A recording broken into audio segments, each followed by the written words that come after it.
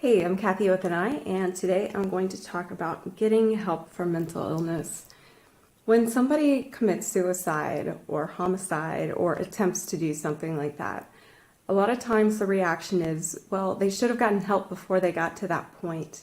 And that sounds reasonable, but it's also a foolish thing to say. It's not like you go get help and then you take it and you bring it home like it's a bag of groceries. You should never assume that you know whether or not they're getting treatment or where they are in that process. And so I'm going to talk about 3 reasons that getting help is complicated. I'm not a medical professional and I'm not a social worker. I can only talk from my own experience and what I've heard professionals say. If you need help, if you're in a bad place, emotionally, physically, anything, the person or people or group that you reach out to the first time might not be able to help you. They might not be willing to help you for whatever reason.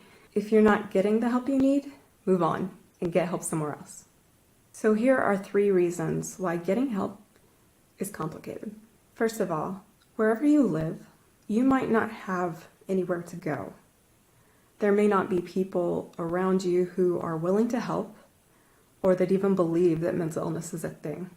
There may be places that you could go, but you don't have the money. There's nowhere that's a sliding scale. There's nowhere that will take you.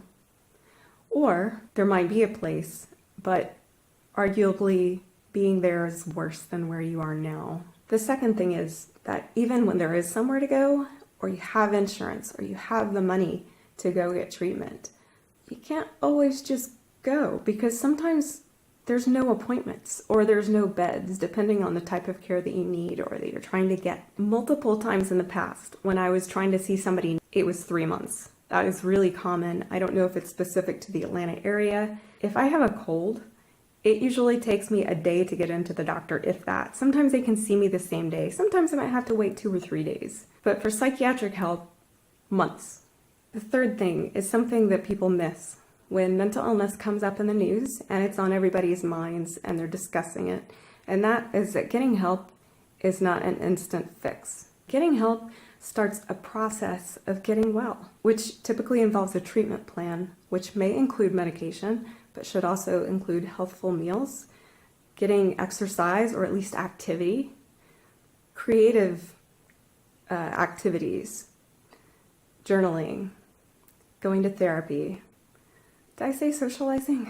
You can't rely on any one piece of the puzzle, and it certainly doesn't happen overnight, ever. You should never assume that you know what somebody is doing about their mental illness based on what they are currently doing or what they just did.